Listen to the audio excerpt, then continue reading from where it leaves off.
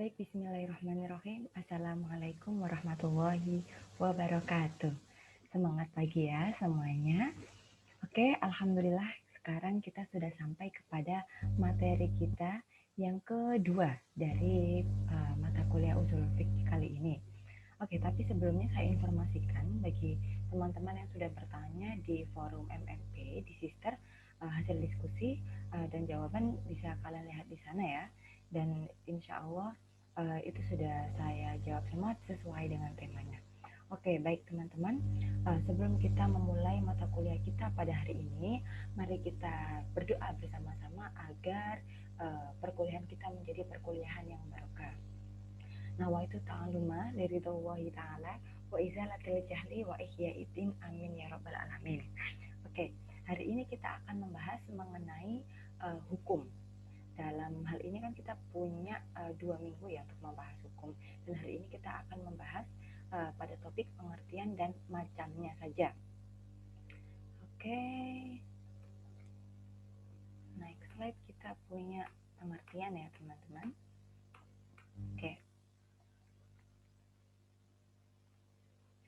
baik teman-teman, di sini kalau seumpama kita melihat al-hukmu secara bahasa, hukum ini kan diambil dari bahasa Arab, yakni al-hukmu, yang mana ia memiliki sinonim dengan kata al-qadha, yang mana artinya ini menentukan, ataupun faslun yang artinya memutuskan. Sementara kalau seumpama para ulama usul fiqh ini uh, mereka berpendapat bahwa al-hukmu huwa khitabullahi ta'ala al-muta'alliq bil af'al bil af'alil mukallifin yaqtida awit takhir awil wada'an, seperti itu. Yang mana artinya khitabullahi ta'ala, dia adalah khitab dari Allah, al-muta'alliq, yang mana dia berkaitan bi af'ali al-mukallifin, yang mana dia berkaitan dengan perbuatan mukallaf. Iqtidaan, apa wujudnya? Tuntutan. Awit tahyiron. Kemudian apa lagi selain tuntutan? Pilihan. Awil wadaan.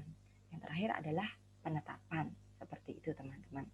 Jadi kalau seumpama kita definisikan, maka diketahui bahwa sumber dari hukum atau hukum syara ini adalah hitobullah, yang mana berisikan segala hal yang terkandung di dalam Al-Quran dan dalil-dalil yang menunjukkan kepada kandungan Al-Quran, seperti sunnah contohnya.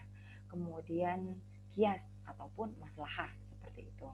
Yang mana isi kandungan tersebut ini, kalau seumpama kita lihat secara umum, ini ada 3 macam kan, yakni yang pertama ini ada apa? Tuntutan. Kemudian tuntutan apa Bu? Tuntutan untuk melakukan sesuatu atau meninggalkan sesuatu, seperti itu. Yang kedua adalah pilihan, takhir, seperti itu, yaitu pilihan untuk melakukan atau meninggalkannya, terserah kita, seperti itu. Dan yang terakhir adalah penetapan, yakni tentang berlakunya atau tidak berlakunya sesuatu, seperti itu. Itu. Kemudian ketiga poin inilah kemudian yang menjadikan dasar pembagian dari hukum itu sendiri, atau hukum syara ya yang kita bahas hari ini, yakni yang mana para ulama ini kemudian membagi hukum tersebut itu menjadi 2, yakni taklifi dan wadai. Nah, kemudian kalau seumpama kita melihat singkat dari peristilahan ini, kalau taklifi ini isinya adalah tuntutan dan pilihan, 2 poin pada pengertian hukum. Kemudian yang pertama ya, kemudian kalau semua muwad'i ini isinya adalah penetapan, seperti itu teman-teman. Oke, kita akan lanjut. Oke, good.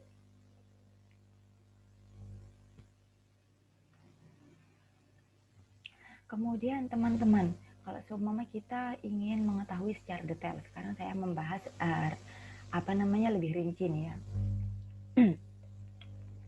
Kalau seumpama kita melihat dari asal katanya, kita sekarang membahas al-hukmu at-taklif, seperti itu.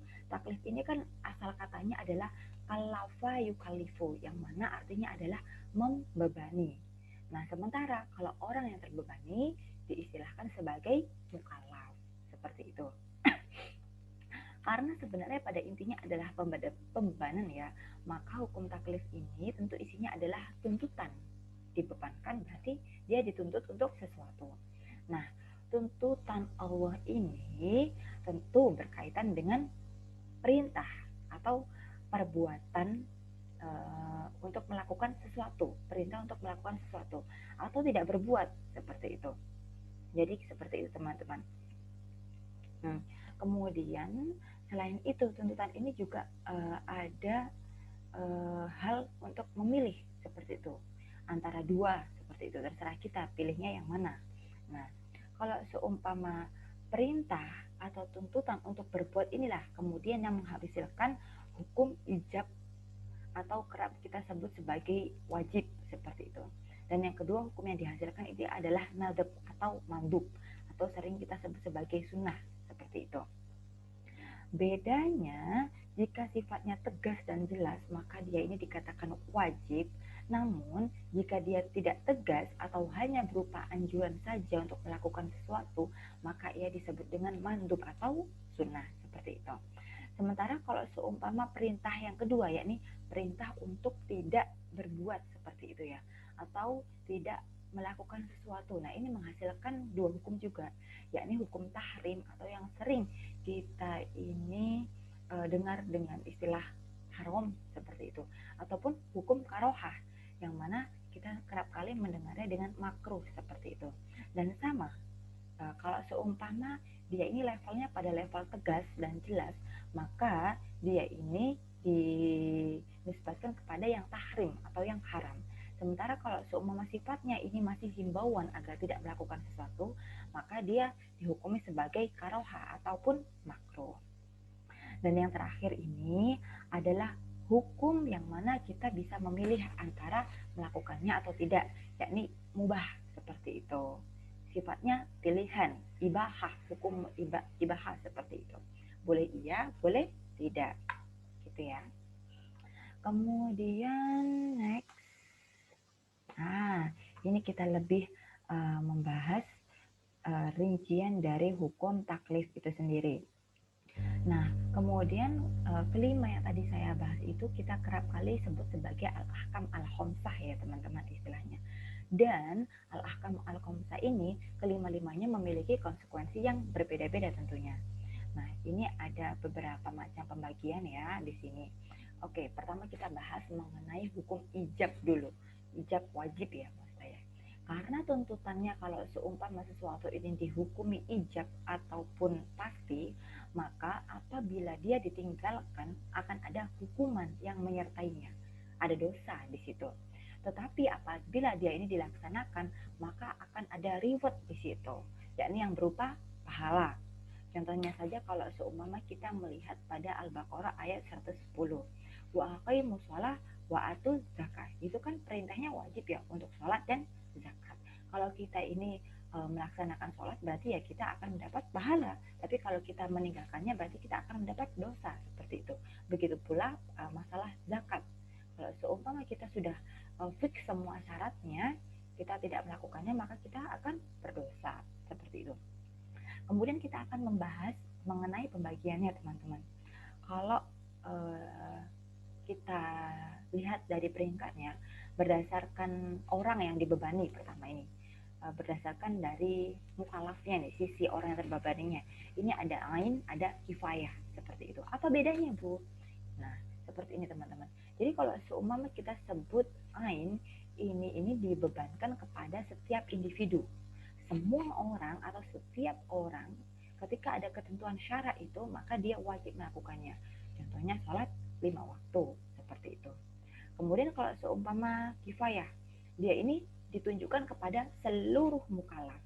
Jadi artinya kalau seumpama ada seseorang yang sudah melakukannya, maka yang lain ini gugur kewajibannya atau kita sebut sebagai kewajiban kolektif seperti itu.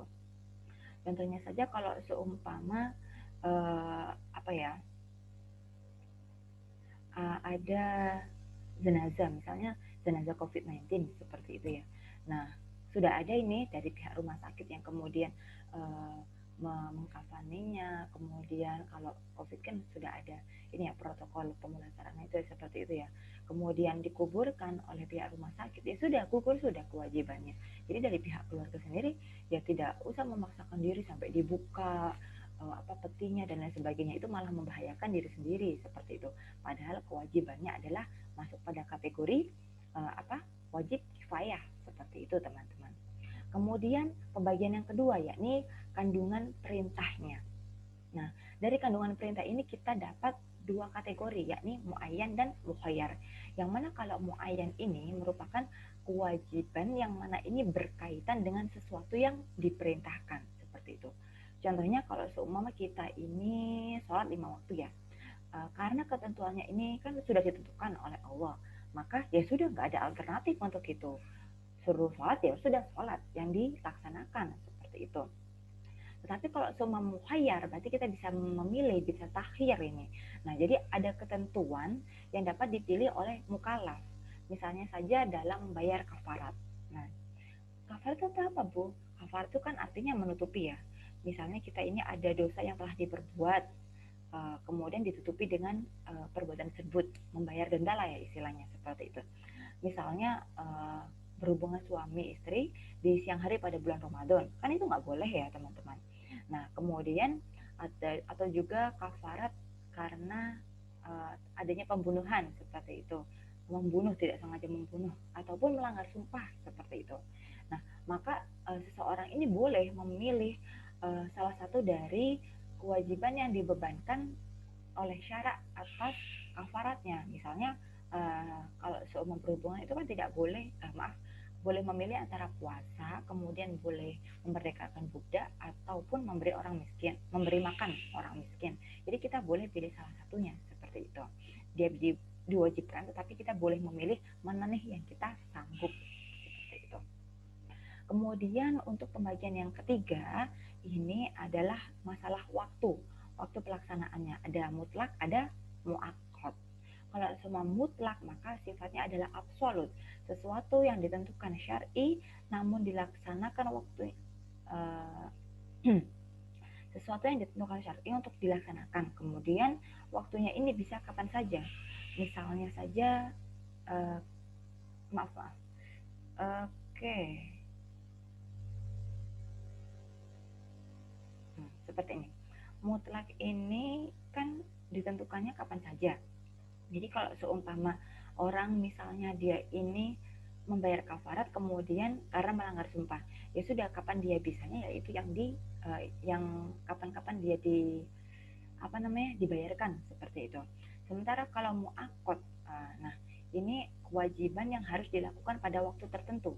Misalnya kalau kita sholat 5 waktu ya, jadi kalau seumpama kan batasannya duhur itu matahari tergelincir, sudah mulai masuk duhur, seperti itu. Kalau sebelum itu ya sudah nggak ada ketentuannya untuk kita sholat duhur sebelum itu, seperti itu.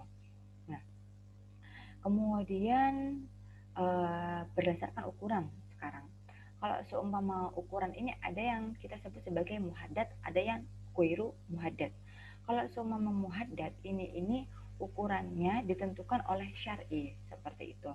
Misalnya saja jumlah rakaat salam, seperti itu. Maaf, kok jumlah rakaat salat, jumlah rakaat sholat, seperti itu. Nah, kalau seumpama muhaddad ini ya sudah 4 rakaat dalam duhur, ya sudah lakukan, seperti itu. Kalau seumpama yang ghair muhaddad, maka ini kita ini lebih lebih fleksibel. Dia ini tidak ditentukan oleh syar'i, tetapi hal ini diserahkan kepada ijtihad ulama. Contohnya kalau seumpama kita ini ada nazar, kalau seumpama aku dapat 100 nih di UTS usul fikihnya Bu Ifa, maka aku mau bagi-bagi uang kepada yatim piatu. Nah, di sini kita nggak ada ketentuan yang ukuran yang pasti, uangnya berapa nominalnya, seperti itu. Itu ya untuk yang ghair muhaddad. Mohon maaf saya agak blank karena masih kondisinya masih kurang fit, seperti itu. Kemudian kita harus lanjut tapi ya karena pagi ini kuliahnya ya.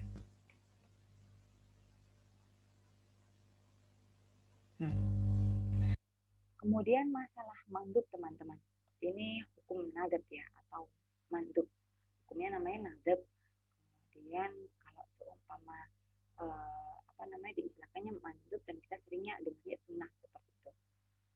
Kalau kita lihat dari sisi pelaksanaannya, ini kan sifatnya anjuran ya, di bawah dari wajibnya tadi. Nah, kayak gitu. Tetapi meskipun demikian, para ulama ini menganggap kalau seumpama satu hukum ini dikatakan mandub atau sunnah, maka dia ini seharusnya bisa dong kita laksanakan. Karena apa? Karena kenapa harus lebih baik kita laksanakan? Karena memang ini yang mana dia akan mendatangkan masalah atau manfaat bagi pelakunya seperti itu. Kemudian oleh karena itu konsekuensinya kalau seumpama kita melaksanakan sesuatu yang bersifat sunnah, kita akan dapat reward yakni pahala. Tapi kalau ditinggalkan ya sudah, nggak kenapa-napa, nggak dosa juga nggak kenapa seperti itu. Contohnya adalah perintah untuk mencatat transaksi, sebagaimana yang kemarin sudah kita pelajari ini ya di Al-Quran Hadis Ekonomi, Al-Baqarah yang panjang itu, yang 282 itu ya.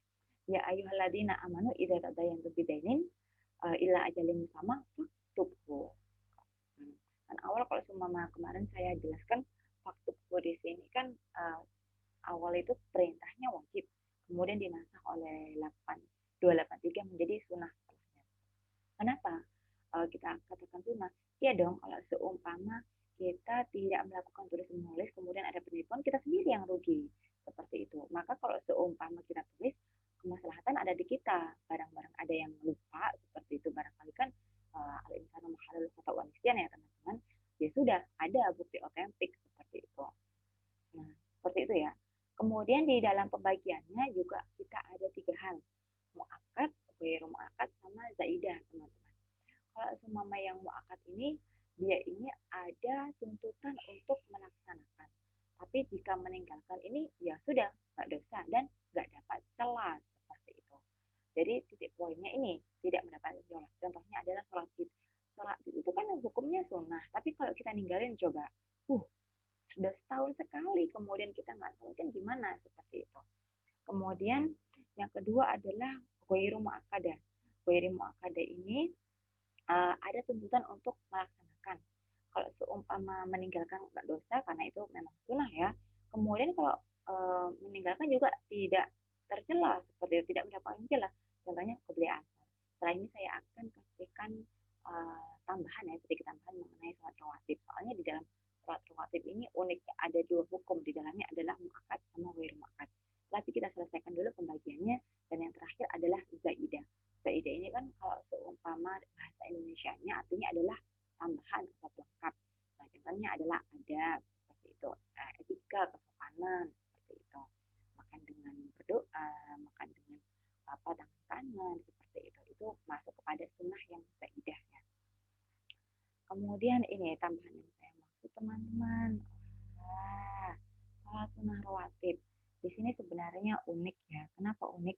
Karena di dalam sholat sunnah ini ada 2 kewajiban ya. Ada 2 model sunnah, yaitu mu'akkad sama ghair mu'akkad. Kenapa bisa berbeda, Bu? Nah, hal ini sebenarnya ada sandarannya dari hadis yang diriwayatkan dari Ibnu Umar bahwa Rasulullah ini tidak pernah meninggalkan 10 sholat rawatib, yakni yang ini ya, yang enggak biru-biru itu ya. 2 rakaat sebelum subuh, 2 rakaat sesudahnya, 2 rakaat sudah maghrib, kemudian 2 rakaat sudah isya, kemudian 2 rakaat sudah sebelum subuh seperti itu. Dan hadis ini kan diriwayatkan oleh mutafakun alaih, berarti Bukhari dan Muslim seperti itu. Artinya yang tidak pernah ditinggalkan Rasul ini yang masuk kepada sunnah yang mu'akkad seperti itu. Kemudian selain itu, nah yang lainnya ini yang di luar dari yang biru dongker itu dihukumi sebagai ghair mu'akkad seperti itu. Kadang Rasulullah melakukannya, kadang tidak seperti itu.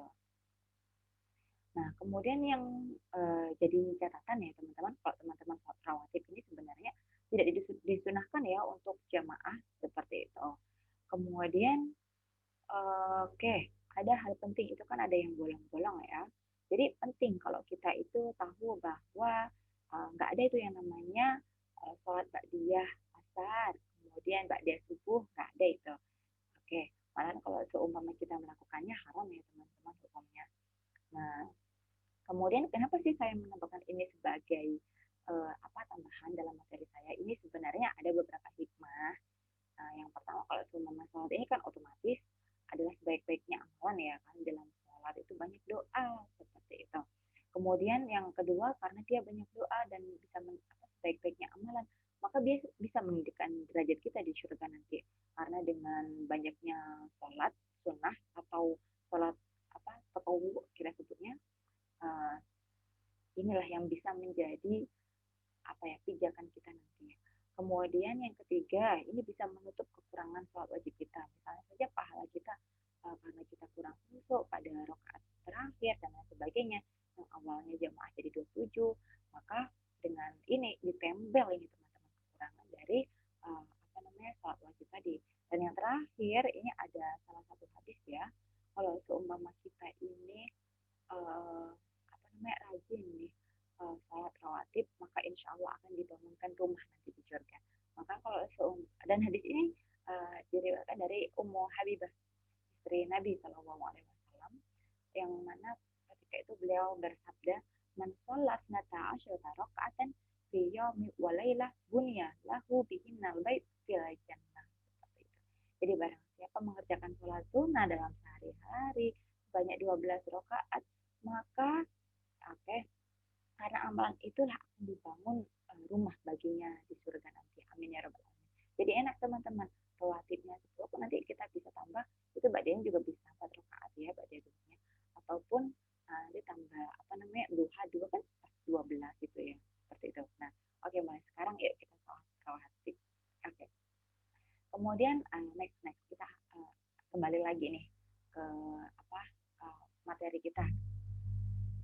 Oke, di sini kita punya yang namanya hukmu ibahah atau kita sebut sebagai mubah. Karena yang saya dulu. Oke.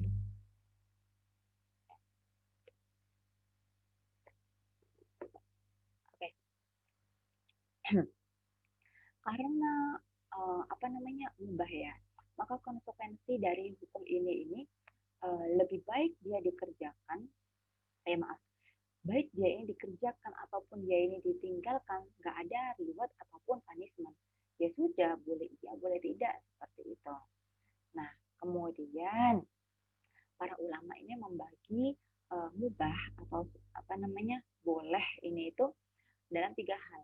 Yakni yang pertama ini dia ini berfungsi untuk mengantarkan sesuatu yang wajib. Contohnya saja makan ya. Kalau semua nggak makan kan kita lapar.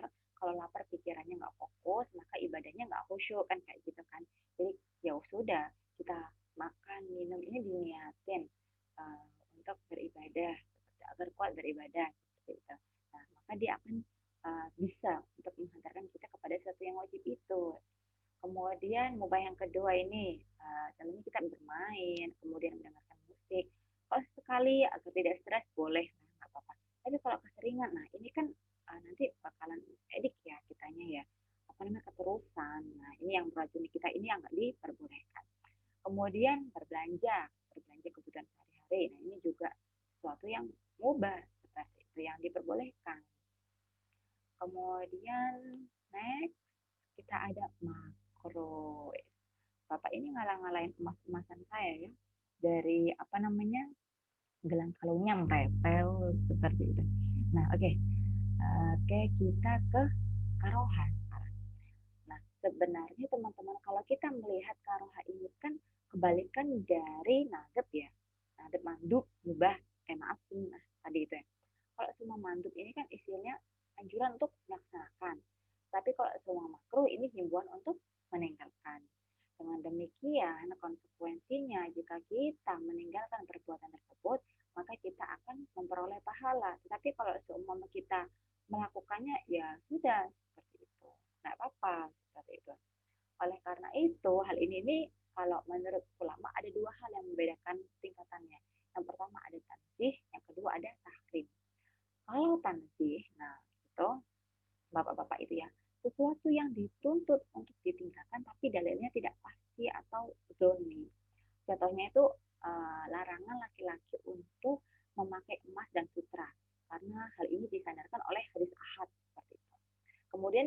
kedua mengenai tahrim.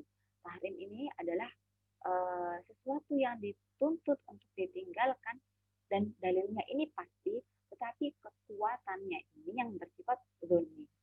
Seperti itu. Jadi ada qot'i, ada dzonni. Kalau qot'i itu absolut pasti, kalau semua dzonni itu relatif seperti itu. Oke.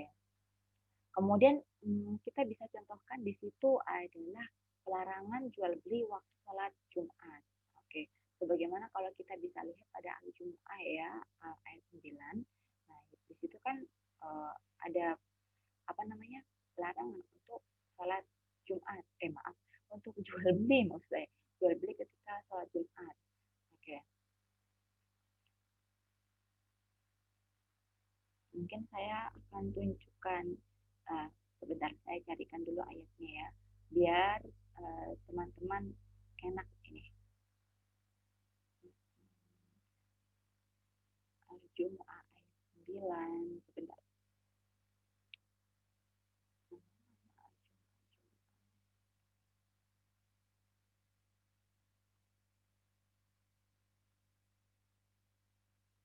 Jumu'ah itu nomor berapa ya? Kok saya lupa ya. Sebentar, sebentar.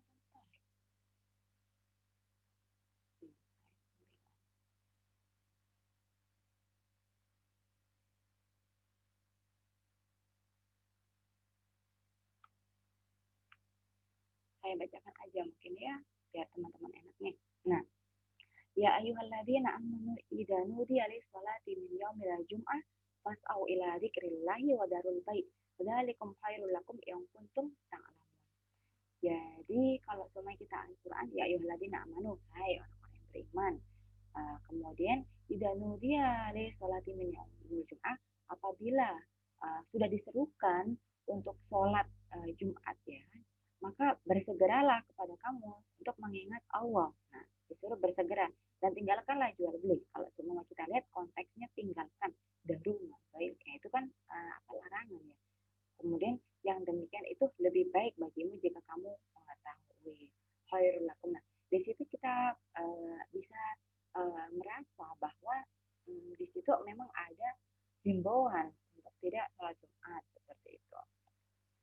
Tidak jual beli maksud saya. Khair beli lagi. Tidak jual beli di waktu sholat Jumat seperti itu. Oke. Bentar ya. Intinya seperti itu ya teman-teman. Nah, kemudian masalah yang selanjutnya adalah hukmu tahrim. Kita sebut sebagai haram seringnya, muharram, haram, tahrim seperti itu. Nah, di sini nih tuntutannya ini pasti jelas, tegas seperti itu. Kalau cuma haram, untuk apa? Untuk ditinggalkan. Nah, oleh karena itu konsekuensinya apabila kita ini mengerjakannya ya ada dosa di situ, ada punishment. Kemudian kalau cuma kita meninggalkannya malah kita dapat pahala.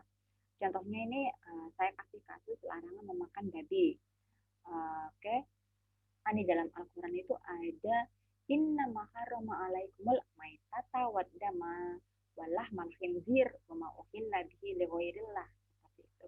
Faman iturra ghaira bagin wala adin fala isma alaih innahu ghafurur rahim, seperti itu. Sesungguhnya Allah mengharamkan bagimu bangkai, darah dan daging babi dan binatang yang ketika disembelih itu tidak disebut nama Allah seperti itu atau disebut selain nama Allah. Tetapi barang siapa dalam keadaan terpaksa memakannya sehingga dia tidak menginginkannya dan tidak pula melampaui batas, maka tidak ada dosa baginya. Sesungguhnya Allah Maha Pengampun lagi Maha Penyayang. Oke, sebenarnya dalam ayat ini kompleks, di situ juga ada rukhsah ya. Tetapi kita akan bahas nanti di bawah-bawah. Kita akan fokus kepada yang lahmul khinzir dulu teman-teman. Kan itu artinya kita dilarang untuk memakan daging babi ya. Nah, oleh karena itu para ulama ini membagi menjadi dua yang namanya haram itu. Haram lidzatihi dan haram lighairihi. Jadi secara dari faktor internalnya itu sendiri atau dari zatnya itu sendiri atau dari hukum asalnya itu sudah haram. Yang disebutkan tadi itu adalah babi, ya sudah, babi itu haram. Maka dengan demikian turunannya pun menjadi haram. Kemudian sesuatu yang tersentuh atasnya pun haram. Lighairihi, faktor eksternalnya. Sesuatu yang asalnya ini tidak haram,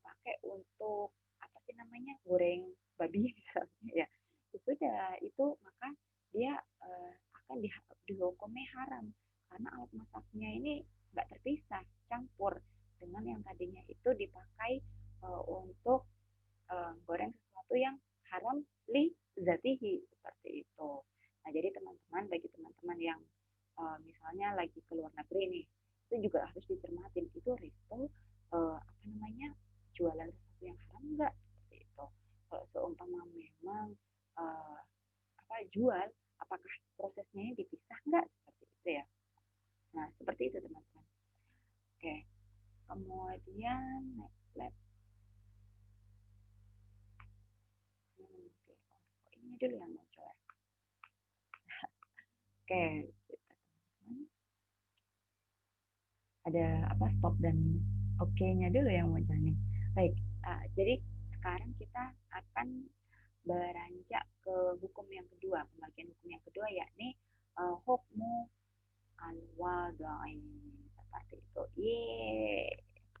Oke, jadi kalau para ulama usul fikih ini sebenarnya mendefinisikan hukum wadi ini sebagai mayak tadi ja'lu syai'in sababan lahoran aw syartan lahu aw mani'an minhu. Nah, yang mana hukum yang menetapkan sesuatu itu sebagai sebab, syarat, atau penghalang sesuatu yang lain. Seperti itu. Jadi hukum wad'i ini merupakan hukum yang berupa penetapan ya, yang dari awal kita bilang tadi. Artinya dia ini menetapkan berlaku nggak sih hukum taklif itu. Seperti itu. Dengan kata lain, hukum ini akan berkutat pada apa ya, kondisi tertentu. Seperti itu. Kondisi sesuatu. Apa ini sah atau tidak untuk dilakukan, seperti itu. Nah, oleh karena itu yang namanya hukum wati ini dia akan membahasnya ya tiga komponen ini, apa sebab adanya ketetapan, kemudian syarat berlakunya dan juga penghalang bagi keabsahan suatu hukum tersebut. Gitu. Kemudian detailnya di sini kita akan membahas mengenai pembagian dari hukum wad'i. Bentar. Oke. Para ulama ini membaginya menjadi 5 macam ya. Yang pertama ada sababu. Kenapa saya tulis bahasa Arab? Soalnya biar kalian nggak misinterpretasi aja kalau ditulisnya bahasa Indonesia, ya sudah seperti itu. Kadang salah-salah ngomongnya. Jadi ada as-sababu, artinya sebab. As-sabab, sebab. Biar mirip ya. Jadi kalau semua sebab ini sebenarnya dia merupakan sifat nyata yang kemudian dijelaskan oleh nas. Nas itu apa, Bung? Al-Quran dan hadis. Bahwa keberadaannya ini menjadi petunjuk berlakunya hukum syara, seperti itu. Dan asalnya ini bukan dari perbuatan manusia, tapi asalnya harus dari nas, dari Al-Quran dan hadis. Contohnya apa, Bu? Contohnya aja, oke, penghasilan apa seorang ketika dia sudah mencapai nisab yang kemudian ini jadi penyebab dia ini dibebani kewajiban untuk membayar zakat, misalnya kalau ada kasus-kasus ekonomi syariah. Detailnya seperti ini. Kalau kita lihat zakat profesi misalnya, nisabnya itu kan kalau para ulama itu menganalogikan dengan zakat pertanian, maka nisabnya ini nilainya 520 kilogram beras. Itu kayak berapa ya? 653 kilogram padi atau gabah. Kalau cuma gabah kan berarti memang lebih ini ya, soalnya masih ada kulitnya. Kalau beras kan pure. Nah, atau kita sebut dengan 5 ausak ya kalau cuma di dalam hadis ini ya. Dan hal ini kita akan keluarkan kalau semua panen kan tiap kali panennya. Kalau semua profesi ya berarti karena dapatnya tiap bulan ya sudah dia akan dikasih apa namanya dikeluarkannya tiap bulan seperti itu, atau tiap dia mendapatkan gaji atau penghasilan itu. Jadi kalau semua kita apa namanya perhitungkan itu seperti ini teman-teman. Kalau kita asumsikan harga beras sekarang misal ya 10.000 kan kayak gitu ya. Jadi kan tadi itu konversinya ke 520 kilogram. Jadi kalau 10.000 dikali 520 kan ada berapa itu? 5.200.000 seperti itu kan. Jadi kalau seumpama saya misalnya penghasilannya ada 5.200.000 atau lebih dari itu, ya sudah wajib sudah dikeluarkan itu 2,5 persennya. 2,5 persen berarti 130.000. Nah, tiap bulannya. Seperti itu ya. Tapi kalau cuma kurang dari itu ya sudah kayak gitu. Nggak mencapai ada nisabnya gitu. Kemudian yang kedua ini adalah asyurtu. Syurtu ini adalah syarat sesuatu. Yang mana kalau sama kita bilang syarat, nah sesuatu ini sebenarnya berada di luar hukum syarat. Tapi keberadaan apa namanya hukum ini tergantung pada cara tersebut seperti itu. Nah, misalnya saja kalau semua di dalam zakat itu ada syaratnya adalah agamanya Islam seperti itu. Jadi kalau semua ada non muslim, dia penghasilannya 6 juta misalnya, kemudian dia pengen bilangnya zakat itu bukan zakat, itu masuk pada mungkin apa ya? Donasi sosial mungkin ya seperti itu. Nah, intinya kalau seumpama orang Islam yang membayarkannya ada dia ketentuannya 2,5% diniatin, nah ya sudah, ini zakat seperti itu. Atau apa mencapai nisab itu juga kan syaratnya dari zakat ya. Misal kita ini apa namanya amin selalu dibukakan hatinya untuk bersedekah untuk berbagi kayak gitu. Pendapatannya cuma 4 juta per bulannya. Tapi kita pengen berbagi ya sudah. Jadi levelnya itu bukan zakat, dia akan menjadi sodako di situ. Karena apa namanya? Ya itu saya bilang dia memang terletak di luar apa hukum syara itu. Tetapi keabsahannya ini akan tergantung kepadanya. Seperti itu. Kemudian yang ketiga ada mani seperti itu. Yang mana mani ini kan artinya adalah al-mani'u penghalang. Jadi sifat nyata yang mana keberadaannya ini menjadi penyebab gak adanya hukum itu. Seperti itu.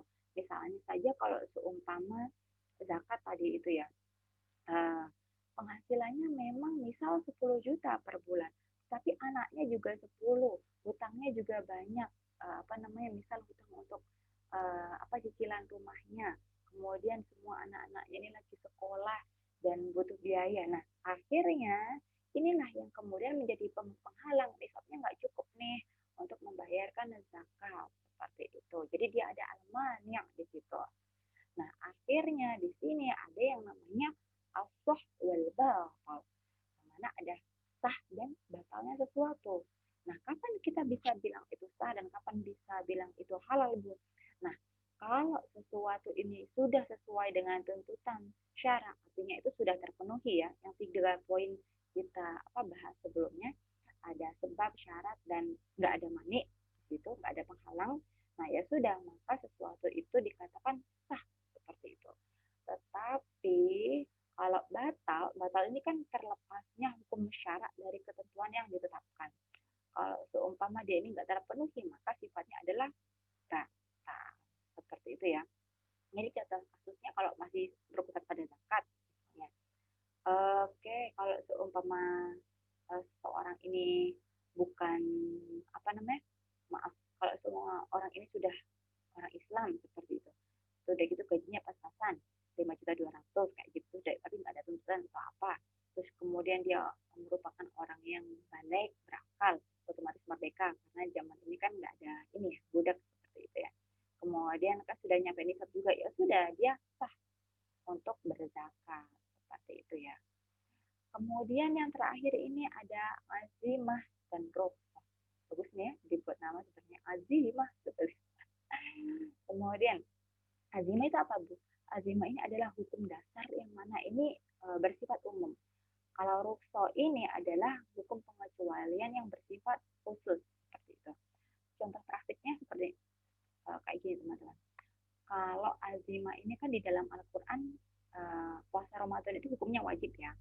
Di Al-Baqarah ayat 184 itu misalnya itu ayyama ma'dudah faman kana minkum maridun aw ala safarin faidatun min ayyamin ukhar wa 'alal ladzina yutiqunahu fidyatun ta'amun miskin faman tatawwa khairan fa huwa khairul lah wa man tasumu khairul lakum in kuntum ta'lamun, yang artinya kalau di Al-Baqarah 184 itu kan apa barang siapa di antara kalian ini sakit atau dalam perjalanan, kemudian intinya dia apa namanya tidak kuat untuk berpuasa, maka dia boleh apa meninggalkan puasa pada hari itu dan kemudian menggantinya di hari lain.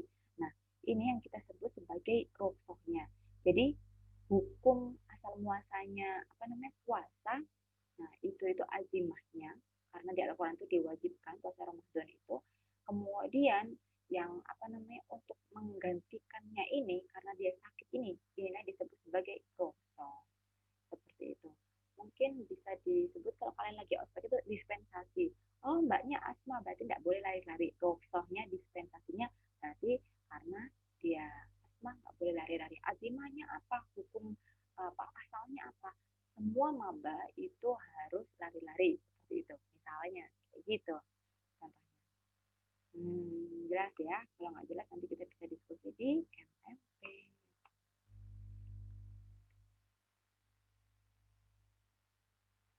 Panjang ya ini. Selesai ya. Selanjutnya kita ada pembedaan antara taklif dan wad'i. Apa perbedaannya, Bu? Oke, sebenarnya ada banyak, tapi dari penjelasan tadi itu kan kita akan menangkap tiga. Saya rangkum menjadi tiga hal aja. Yang pertama adalah dari aspek kandungannya. Kalau taklifin, nah ini berisi tuntutan untuk melaksanakan sesuatu, kemudian juga tadi apa? Meninggalkan sesuatu juga. Kemudian di situ juga ada yang bersifat pilihan, boleh iya, boleh tidak. Sementara kalau wadai ini isinya apa? Yaitu sebab, syarat, dan mani yang terkait dengan pelaksanaan dari hukum taklifi. Gitu ya teman-teman. Oke, ini dihafalkan. Barangkali di UTS nanti keluar. Kemudian, kalau seumpama dari aspek bentuk hukumnya. Nah, bentuk hukumnya apa? Hukum taklif ini merupakan tuntutan langsung kepada mukallaf. Sedangkan kalau seumpama wad'i ini dia merupakan suatu wahana atau kondisi yang apa ya untuk dapat melaksanakannya hukum taklif itu seperti itu. Nah, jadi satunya itu bersifatnya langsung ke mukalafnya, yang satunya ke taklifinya dulu. Kemudian kalau semua dari segi pelaksanaannya, kalau di hukum taklif kan tadi itu apa ya, ya sudah itu semua berada pada kemampuan manusia, kepada kemampuan mukalafnya. Bahkan ada mubah kan tadi, boleh dikerjakan, boleh enggak, kemudian mana yang wajib dan sebagainya. Kalau seumpama dari apa wad'i ini, dia ini di luar batas kemampuan manusia, misalnya aja tadi ada sakit, ada rukso di dalamnya, seperti itu teman-teman. Oke. Alhamdulillah. Sampailah kita pada slide terakhir saya. Oke, ini adalah slide terakhir untuk materi hari ini, teman-teman. Kalian cermati ya, di situ ada Al-An'am ayat 145. Nah, kok Al-An'am? Nih, Al-An'am ayat 145. Nah, kan kemudian sekarang saya minta kepada kalian nanti itu dibaca otomatis karena itu ayat Al-Quran, kemudian amati, cermati, kemudian klasifikasikan mana sih hukum taklif dan hukum wadi dari ayat ini, seperti itu. Saya ingin tahu dari teman-teman gimana teman-teman bisa memahami yang saya jelaskan tadi. Oke ya, sip. Semoga berhasil. Nanti kira-kira seperti ini memang nanti apa namanya ujiannya kalau usul. Jadi saya nggak susah kasih ayat kemudian ya sudah analisis seperti itu. Oke. Tapi tenang, insya Allah multiple choice seperti itu biar kalian langsung apa habis ujian langsung keluar gitu jawabannya. Oke, karena ini sudah masuk kepada slide terakhir, mari kita tutup pertemuan hari ini dengan membaca hamdalah. Alhamdulillahirabbil alamin. Allahumma anfa'na bima 'allamtana wa 'allimna ma yanfa'una warzuqna 'ilman yanfa'una. Terima kasih atas perhatiannya.